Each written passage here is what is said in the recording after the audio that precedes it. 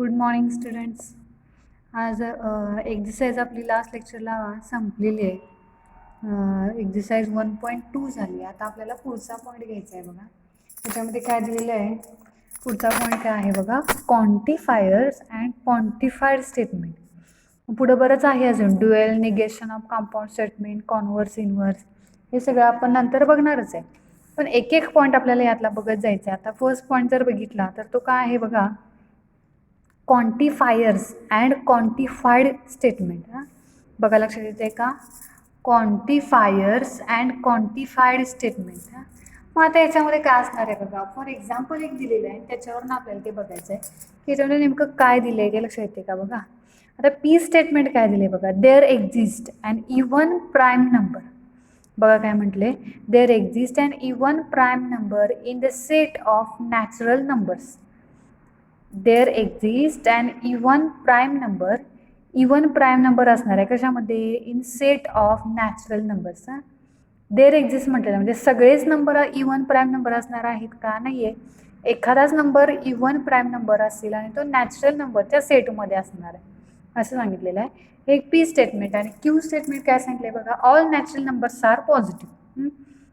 म्हणजे natural numbers जे काय असतील ते काय असणार आहेत, पॉझिटिव्ह असणार आहे. अशी ही दोन स्टेटमेंट सांगितलं. पहिलं स्टेटमेंट लक्षात आलं का बघा, एखादाच प्राईम नंबर म्हणजे इवन प्राईम नंबर हा नॅचरल नंबरच्या सेटमध्ये असणार आहे. म्हणजे इथे किती नंबर आहे, एखादाच आहे. आणि इथं काय आहे की ऑल नॅचरल, म्हणजे इथे सगळेच आले, all natural numbers are positive. अशा टाईपची दोन स्टेटमेंट दिलेले आहेत.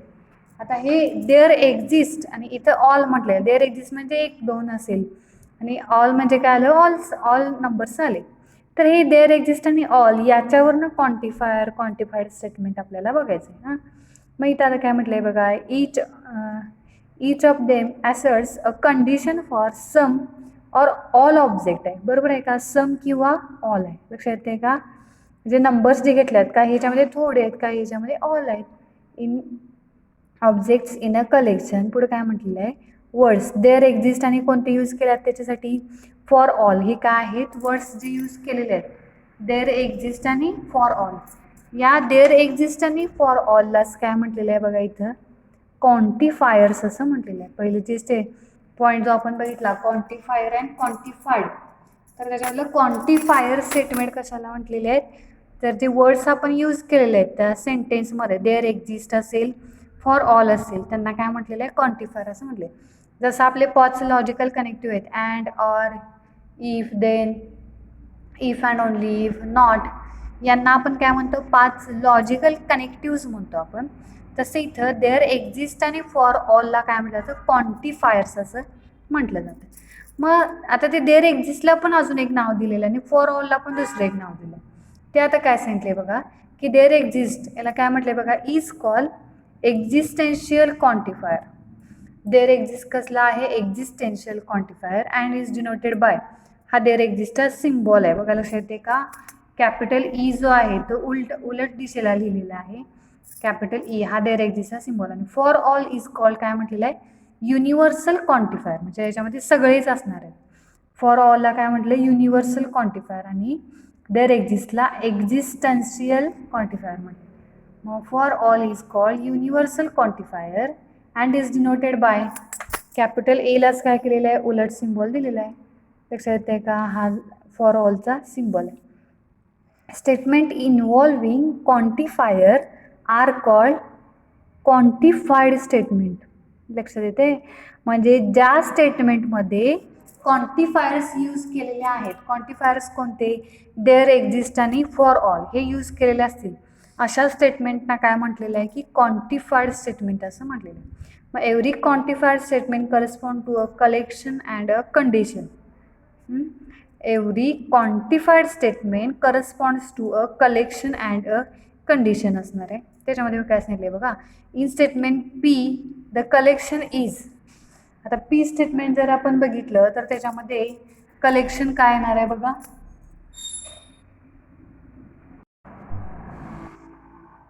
बघा आता मी काय सांगत होतो, कलेक्शन आणि कंडिशन हे बघायचं आहे. आता पी स्टेटमेंटमध्ये in statement P the collection is, P स्टेटमेंटमध्ये कलेक्शन काय आहे, कसले नंबर आहेत तिथं, सेट ऑफ नॅचरल नंबर आहेत. हे काय झालं, कलेक्शन झाले. आणि तिथे एक कंडिशन दिल्या. कोणती कंडिशन, की पी स्टेटमेंटमध्ये कंडिशन काय दिल्या, इवन प्राईम नंबर असणार आहेत. ही काय आहे, कंडिशन आहे बघा. इथे सांगितलेलं आहे P in statement P the collection is the set of natural numbers. हां, हे काय झालं, कलेक्शन झालं. आणि द कंडिशन बीइंग काय आहे, प्राईम नंबर, ही त्याची कंडिशन झाली. What is the condition in statement Q. Q स्टेटमेंटमध्ये काय कंडिशन असणार आहे बघा. क्यू स्टेटमेंटला कंडिशन काय आहे, all natural numbers are positive. Collection काय आहे, ऑल नॅचरल नंबर्स. आणि कंडिशन काय आहे इथं, की नंबर्स काय आहेत ते पॉझिटिव्ह आहेत. ही इथं काय आहे, कंडिशन आहे बघा.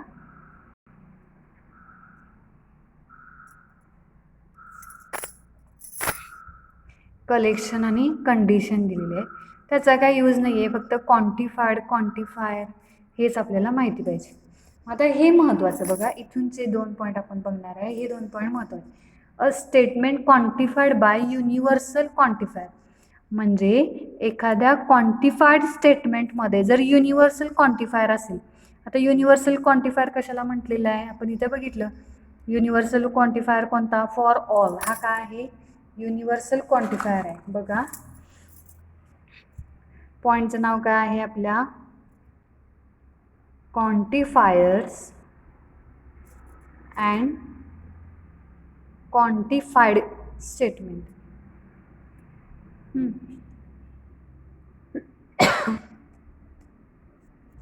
Quantifier and quantified statement. तर याच्यामध्ये काय सांगितलंय, की देअर एक्झिस्ट आणि कोणता वर्ड आहे तो, फॉर ऑल. देअर एक्झिस्ट आणि for all. There exist denote कसा होणार आहे, असा डिनोट होईल. आणि फॉर ऑल डिनोट कसा होणार आहे, उलटा कॅपिटल ए असा डिनोट होईल. हां, तर हे काय आहेत, क्वांटिफायर्स आहेत. यांना आपण काय म्हणतोय, क्वांटिफायर. हे काय आहेत, क्वांटिफायर्स असं म्हणतोय आपण. आणि क्वांटिफाईड स्टेटमेंट कशाला म्हणायचं, ज्या स्टेटमेंटमध्ये इन्व्हॉल्विंग क्वांटिफायर्स. म्हणजे ज्या स्टेटमेंटमध्ये क्वांटिफायर म्हणजे देअर एक्झिस्ट आणि फॉर ऑल हे वर्ड्स असतील, त्याला आपण काय म्हणणार आहे, इज कॉल्ड क्वांटिफाईड स्टेटमेंट. दोन्ही वर्ड जरा प्रोनाउन्सिएशन सेम आहे, फक्त जरा लक्षात येते का बघा. क्वांटिफाईड आणि क्वांटिफायर. क्वांटिफायर म्हणजे या 2 वर्डला क्वांटिफायर म्हणायचं. आणि ज्या स्टेटमेंटला हे 2 वर्ड असतील तो म्हणजे काय झाला, क्वांटिफाईड स्टेटमेंट झालं. मग त्याच्यामध्ये आपल्याला काय सांगितलं, की देअर एक्झिस्ट डिनोट कसा होतोय, असा हा उलटा कॅपिटल ई. तर देअर एक्झिस्टला काय म्हटलेलं आहे बघा, there exist is called existential quantifier. There exist is called existential quantifier.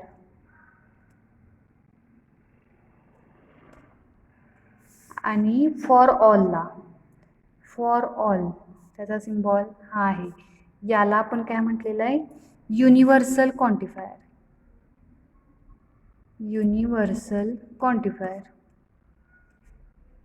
येते लक्षात. मग याच्यावरनं आपल्याला काय सांगायचं आहे बघा पुढं,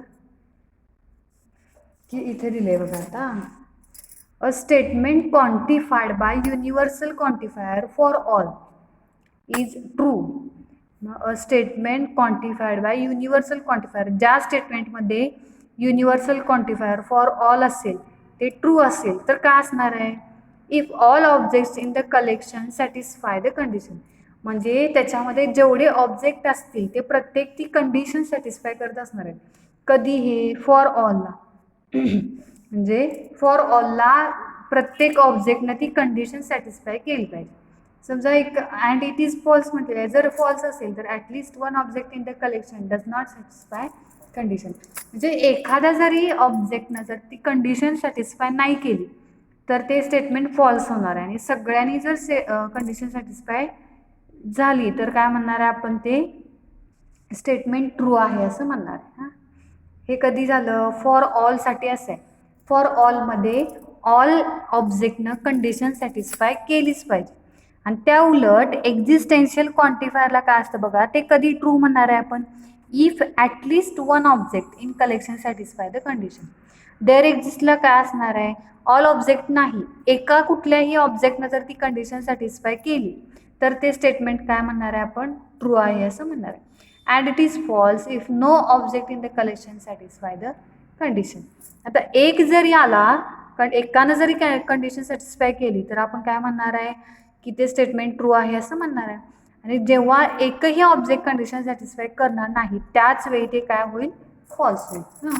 आता ही एक्झाम्पल इथे सॉल्व करून जे दिलेली आहे ती बघितल्यावर जरा लक्षात येते का बघा. आता इफ ए सेट दिलेला आहे ज्याच्यामध्ये 1 2 3 4 7 पर्यंतचे नंबर्स आहेत. Determine the truth value of the following म्हटलेलं आहे. Determine the truth value of following म्हणजे ती स्टेटमेंट ट्रू आहे का फॉल्स आहे हे सांगायचं. पहिलं जर एक्झाम्पल बघितलं, there exist x belongs to A दिलेलं आहे, such that x -4 is equal to 3 दिलेलं आहे. बघा लक्षात येते का, there exist x belongs to A such that x -4 is equal to 3 असं पहिलं एक्झाम्पल दिलं. आता देअर एक्झिस्ट म्हटलेलं आहे म्हणजे ए सेट काय दिलं आपल्याला, ए सेटमध्ये नंबर्स काय काय आहेत, 1 2 3 4 5 6 आणि 7 हे 7 नंबर दिले आहेत, बरोबर आहे. मग there exist x belongs to A म्हटलेलं आहे. आता देअर एक्झिस्ट आला म्हणजे काय, एका कुठल्या तरी या हे जे नंबर्स दिले आहेत ए सेटमधले, आता एक्स हा काय आहे ए सेटमधला आहे ना, मग एका कुठल्या तरी नंबरनं जर ही कंडिशन सॅटिस्फाय केली तर आपण काय म्हणणार, ते स्टेटमेंट ट्रू आहे असं म्हणणार आहे. मग आता एक कुठलाही नंबर बघायचा स्टेटमेंट ट्रू होण्यासाठी, असा नंबर ज्याच्यामधून 4 मायनस केल्यावर 3 व्हॅल्यू आली पाहिजे. मग तो कोणता येणार आहे, एक्स इज इक्वल टू जर 7 घेतलं तर 7 - 4 इज इक्वल टू किती मिळते बघा, 3 मिळते. मग इथे ती कंडिशन सॅटिस्फाय झाली का, झाली. मग इथे तेच दिलं आहे बघा, for x is equal to 7 x -4 is equal to किती व्हॅल्यू मिळाली, 3 मिळाली. मग x is equal to 7 satisfy the equation, म्हणजे एक्सची व्हॅल्यू 7 असताना हे इक्वेशन सॅटिस्फाय होते, म्हणजेच देअर एक्झिस्ट दिले बरं का. त्यामुळे काय म्हणणार, therefore given statement is true and truth value काय आली, कॅपिटल टी आली. देअर एक्झिस्टला काय असतं, कमीत कमी एका नंबरनं. आता इथे दुसरे जर नंबर आपण घेतले 1 to 6 तर ही कंडिशन सॅटिस्फाय होणार आहे का, नाही आहे, तरी पण ते स्टेटमेंट ट्रू आहे असं म्हणणार, कारण इथं काय दिले बाहेर, देअर एक्झिस्ट दिले. आता हे एक्झाम्पल बघा second, for all x belongs to A दिलेलं आहे. सुरुवात काय आहे, फॉर ऑल म्हणजे प्रत्येक एक्सच्या व्हॅल्यूला इथली कंडिशन सॅटिस्फाय झालीच पाहिजे. मग आता फॉर ऑल दिलेलं आहे, x +1 greater than or equal to 3 दिलेलं आहे. मग एक्स +1ची value greater than or equal to 3ला हे सॅटिस्फाय होते की नाही बघायला पाहिजे आपल्याला. आता समजा मी 1 घेतलं, एक्सची व्हॅल्यू 1 जर घेतली तर इथं बघा, आता एक्सची व्हॅल्यू जर 1 घेतली तर एक्स +1ची व्हॅल्यू किती आली, 2 आली. मग एक्स +1ची व्हॅल्यू 2 ही 3पेक्षा ग्रेटर आहे का, 3पेक्षा मोठा नंबर इथे ॲडिशनचा आला पाहिजे. तो किती येते आपला, 2 येते. म्हणजे काय आहे, which is not greater than or equal to 3.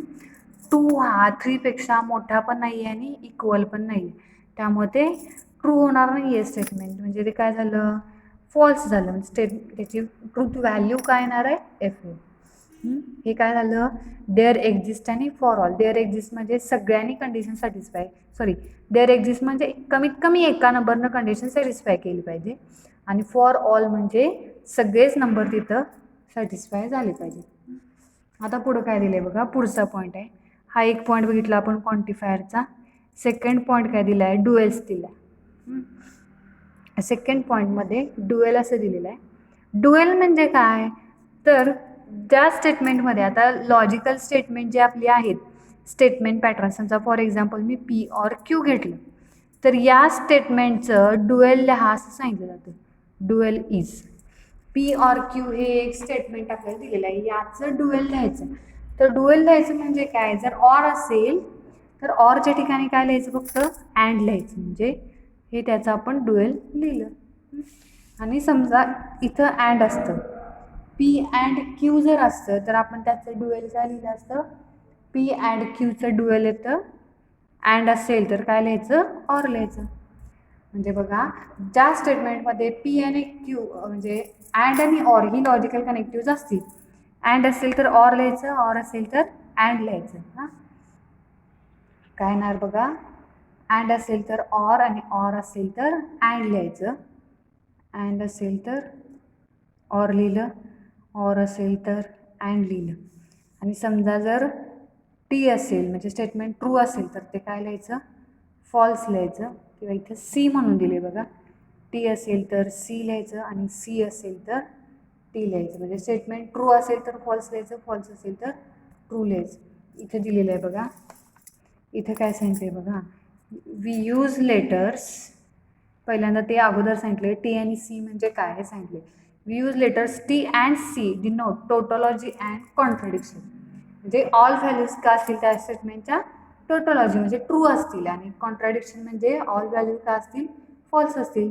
तर काय म्हटले बघा मग पुढं, if two statement contain logical connectives like or आणि अँड असेल, आणि लेटर्स कोणतं असेल तिथं अँड ऑर किंवा टी अँड सी जर असेल, then they are said to be duals of each other if one of them obtained from other by interchanging or with and आणि T with C असं असेल.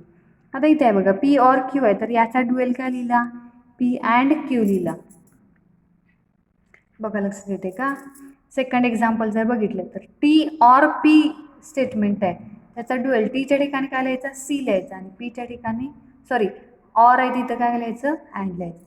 Change काय करायचं, and or T आणि C या चारच व्हॅल्यू चेंज करायच्या असतात. बाकीचं निगेशन असेल तर ते तसंच ठेवायचं, बाकी काहीच नाही. आता इथे टी अँड पी आहे बघ, टीच्या ठिकाणी सी लिहिला, अँड आहे तिथं ऑर लिहिला, आणि काय आलं पी आलं.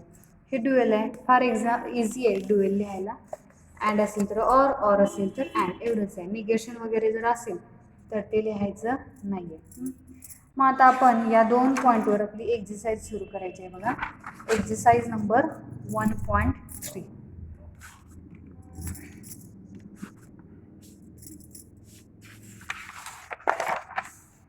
लास्ट लेक्चर आपण एक्झरसाइज 1.2 बघितलेले आहे. आता जे आपण बघणार आहे ते काय आहे, एक्झरसाइज 1.3. आता याच्यामध्ये बघा क्वेश्चन नंबर 1 मी लिहिते बघा. आता एक्झरसाइज 1.3 आपली सुरू आहे. क्वेश्चन नंबर 1 काय लिहिलं आहे मी, इफ ए सेट दिला आहे ज्याच्यामध्ये नंबर्स आहेत 3, 5, 7, 9, 11 आणि 12 हे नंबर दिले. तर पुढे काय सांगितलं बघा क्वेश्चनमध्ये, determine the truth value of each of the following.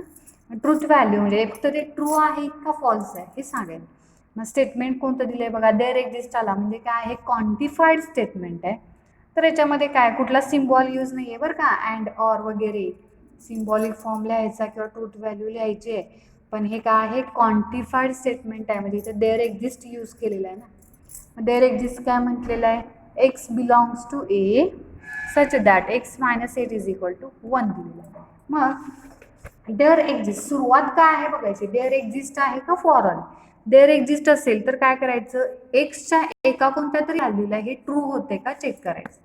हां, मग आता एक्सची एखादी कोणती तरी व्हॅल्यू घ्यायची. आता x minus 8 is equal to 1 घेतलेलं. आता एक्स मायनस 8 ज्या 2 नंबरचं सबट्रॅक्शन 1 येते असे 2 नंबर. आता ऑलरेडी एक नंबर आपल्याला माहिती आहे 8 आहे, म्हणजे एक्सची व्हॅल्यू आपल्याला कोणती घेऊन चेक करावं लागेल, 9 घ्यावी लागेल. 9 त्या सेटमध्ये आहे का आधी बघायचे. हां, मग काय घेणार मी, for x is equal to 9 काय येणार बघा, x minus 8 is equal to काय येणार, एक्सची व्हॅल्यू 9 ॲड करायची. 9 मायनस 8 इज इक्वल टू काय आलं, 1 आलं. म्हणजेच therefore x is equal to 9 satisfies the equation. कोणतं इक्वेशन तो सॅटिस्फाय करतोय, x minus 8 is equal to 1 हे इक्वेशन सॅटिस्फाय करते. म्हणजेच काय मिळालं आपल्याला, देअरफॉर गिवन स्टेटमेंट इज काय मिळालं, ट्रू मिळालं. मग गिवन स्टेटमेंट जर ट्रू असेल त्याची ट्रूथ व्हॅल्यू विचारला ना, therefore truth value is, statement जर ट्रू असेल तर ट्रूथ व्हॅल्यू काय येणार आहे, कॅपिटल टी एन. तर जर फॉल्स आलं तर व्हॅल्यू काय येणार आहे, कॅपिटल एफ एन. नेक्स्ट आता सेकंड एक्झाम्पल बघूया. ह्याच्यामध्ये काय दिले बघा, for all x belongs to A x square plus x is an even number. X square plus x is an even number. आता फॉर ऑल दिलंय का देअर एक्झिस्ट दिलंय हे आधी चेक करायचं म्हणून मी सांगितलेलं आहे. इथे जर ऑब्झर्व केलं तर काय दिसतंय, फॉर ऑल दिसते. मग फॉर ऑल म्हणजे एक्सच्या सगळ्याच व्हॅल्यूला ही कंडिशन सॅटिस्फाय झाली पाहिजे. कंडिशन कोणती आहे, x square plus x is an even number, म्हणजे ही ॲडिशन जी आहे स्क्वेअर प्लस एक्सची ती ॲडिशन आपल्याला काय मिळाली पाहिजे, इवन नंबर मिळाला पाहिजे. समजा आता मी एक्स इथं पहिली व्हॅल्यू घेतली, एक्स इज इक्वल टू 3 घेतला मी, तर एक्स स्क्वेअर प्लस एक्स किती मिळते बघा, 3 स्क्वेअर प्लस 3, 3 स्क्वेअर किती येणार 9 प्लस 3 म्हणजे किती आला 12 मिळाला. एक्सची मी दुसरी व्हॅल्यू घेतली, एक्स इज इक्वल टू समजा मी 5 घेतलं. पुढं आता हे सॉल्व करायचं, मग काय येईल बघा, एक्स इज इक्वल टू 5 घेतलं, मग एक्स स्क्वेअर प्लस एक्स म्हणजे 5 square plus 5 is equal to 5 square किती 25 प्लस 5 म्हणजेच किती मिळेल आपल्याला, इज इक्वल टू 30 मिळेल. 7 घालून बघायचं, 9 घालून बघायचं, 11 आणि 12ला पण बघायचं. मग या सगळ्या व्हॅल्यूला काय येणार आहे, ते स्टेटमेंट काय येणार आहे, ट्रू येणार आहे. इथं बघा व्हॅल्यू 12 मिळाली, इथं 30 मिळाली, म्हणजे इवन नंबर आले ना दोन्ही. पुढच्या सगळ्या व्हॅल्यूजना आपण काय करते, इवन नंबर येतात. म्हणजे आपण काय म्हणणार आहे, therefore given statement is true. Therefore given statement is true. It's truth value, मग त्याची ट्रूथ व्हॅल्यू काय येणार आहे, ट्रू येणार का फॉल्स येणार आहे. ते स्टेटमेंट ट्रू आहे म्हणजे व्हॅल्यू त्याची काय येणार आहे, टी येणार आहे, कॅपिटल टी. नेक्स्ट आता थर्ड एक्झाम्पल बघायचं आहे आपल्याला. थर्ड एक्झाम्पल काय सांगितले बघा, there exist x belongs to A such that x square less than 0. There exist x belongs to A, x ही नंबर सगळे या सेटमधलेच असतील आणि कंडिशन काय दिल्या, एक्स स्क्वेअर लेस दॅन 0 दिल्या. हां, मग आपल्याला अगोदर काय बघावं लागेल, सुरुवातीला देअर एक्झिस्ट दिलंय का फॉर ऑल दिले ते चेक करायचं आहे. आता इथे जर ऑब्झर्व केलं तर काय दिसतंय, दिलंय का आपल्याला देअर एक्झिस्ट दिले. म्हणजे एका कुठल्याही नंबरला ही जर व्हॅल्यू ट्रूथ आली, म्हणजे हे जर सॅटिस्फाय झालं तर आपण ते स्टेटमेंट काय आहे, ट्रू आहे असं म्हणणार आहे. मग आता इथे जर ही कंडिशन जर तुम्ही ऑब्झर्व केली तर काय दिसते बघा, x square is less than 0. हे पॉसिबल आहे का, कुठल्याही नंबरचा स्क्वेअर हा निगेटिव्ह कधी आहे का, नाही आहे. स्क्वेअर हे काय असतात, ऑलवेज नेहमी पॉझिटिव्हच असतात. त्यामुळे काय ना डायरेक्ट आपण लिहू शकतो, म्हणजे चेक करत बसायची पण आवश्यकता नाही आहे. तरी तुम्ही चेक करू शकताय, 3चा स्क्वेअर किती येणार 9 येणार, लेस दॅन 0 आहे का, नाही आहे. 5चा स्क्वेअर 25, लेस दॅन 0 नाही. म्हणजे काय म्हणणार आपण, गिवन स्टेटमेंट इज काय येणार आहे ते फॉल्स येणार. गिवन स्टेटमेंट इज फॉल्स येईल. देअरफॉर इट्स ट्रूथ व्हॅल्यू, म्हणजे त्याची ट्रूथ व्हॅल्यू काय येणार आहे, फॉल्स येणार आहे. येते लक्षात. Next example 4. For all x belongs to A, x is an even number. For all x is an even number. आता फॉर ऑल म्हटलेलं आहे बरं का, सुरुवात बघायची फॉर ऑल आहे का देअर एक्झिस्ट आहे. आता इथं जर तुम्ही ऑब्झर्व केलं तर काय दिसतंय की फॉर ऑल आहे. फॉर ऑल असेल तर एक्सच्या सगळ्या व्हॅल्यूला इथली कंडिशन सॅटिस्फाय झाली पाहिजे. कंडिशन काय दिल्या बघा, x is an even number, ही कंडिशन दिल्या. आता x is an even number, पण ह्याच्यात जर ऑब्झर्व केलं तुम्ही तर एक्स इज इक्वल टू इथे किती आहे, एक्स इज इक्वल टू 3 आहे. परत एक्स इज इक्वल टू किती आहे 12 आहे. या व्हॅल्यूज इथं पॉसिबल आहे का, therefore x is not even number. X is not even number. आता हे दोन नंबर जर sorry x is even number, आता x is equal to 3, sorry 12 मी इवन नंबरच घेतला. एक्स इज इक्वल टू 5 घेऊ शकते, 7, 9, 11 हे सगळे ऑड नंबर आहेत. इवन नंबर आहेत का, नाही आहेत. मग फॉर ऑल म्हटले ना, देअर एक्झिस्ट असं जर एक इवन नंबर असता तर चाललं असतं. इथे काय आहे फॉर ऑल, म्हणजे सगळेच नंबर इवन पाहिजे. तर इथं आहे का, नाही आहे. म्हणजे आपण काय म्हणणार, given statement, therefore given statement is false. हां, मग त्याची ट्रूथ व्हॅल्यू काय येईल बघा, it's truth value is false येईल, म्हणजे कॅपिटल एफ. येते लक्षात सगळ्यांच्या. हा झाला क्वेश्चन नंबर 1. आता आपल्याला क्वेश्चन नंबर 2 बघायचं आहे.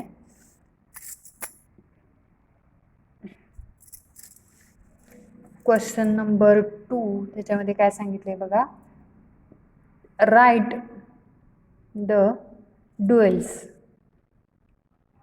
Right the duals of each of the following. Write the duals of each of the following. ते प्रत्येक दिलेलं स्टेटमेंट्स आपल्याला ड्युएल लिहायचं आहे. आता ड्युएलला मी काय सांगितलं, अँड असेल तर ऑर लिहायचं आणि ऑर असेल तर अँड लिहायचं. टी असेल तर सी आणि सी असेल तर टी लिहायचं, किंवा ट्रू असेल तर फॉल्स, फॉल्स असेल तर ट्रू असं येणार आहे. मग फर्स्ट एक्झाम्पल काय दिलं आहे बघा इथं, P or Q and R. हां, मग याचं ड्युएल लिहायचं आहे, it's dual is. It's dual is याचं ड्युएल काय येणार आहे सांगा मला पटकन. फक्त काय चेंज करायचं, अँड ऑर आणि टी सी. अँड आणि ऑर बघायचं कुठं आहे, तर 2 ठिकाणी आहे. मग काय येणार, पी इथं ऑर आहे म्हणजे इथं काय लिहायचं, अँड लिहायचं. आणि काय येणार सांगा, ब्रॅकेटमध्ये काय दिसतंय, ब्रॅकेटमध्ये काय दिलेलं आहे, क्यू अँड आहे, तिथं काय लिहायचं, ऑर लिहायचं. Q or R is. हां, हे झालं ड्युएल. 1 मार्काला असतं एक्झाम्पल.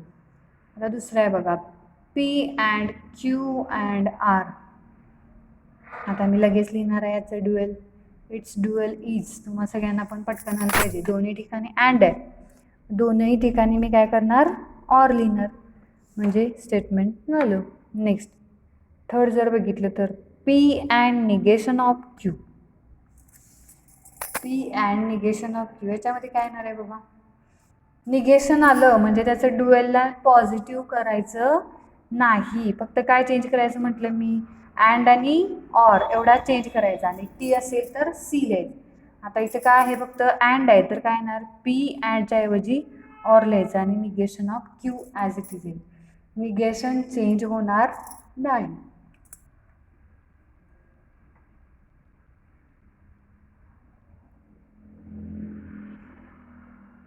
आता हे जर भेटलं तर p or q or c a. आता 2 ठिकाणी ऑर आहे बघा, म्हणजे याचा ड्युएल मी काय लिहिणार, इट्स ड्युएल इज. काय लिहिणार सांगा मी याचा ड्युएल, पी इथं ऑर आहे त्याच्याऐवजी अँड येणार, पी अँड क्यू, आणि इथं ऑर आहे त्याच्याऐवजी पण अँडच येईल. पण अजून एक मी काय सांगितलं की टी असेल तर सी लिहायचं, सी असेल तर टी लिहायचं. आता इथे सी आहे तर आपण इथे काय लिहिणार आहे, टी लिहिणार, म्हणजे टोटॉलॉजी आणि कॉन्ट्राडिक्शन. सी आहे तर मी इथे काय लिहिलेलं आहे बघा, टी लिहिलेलं आहे. ते लक्षात.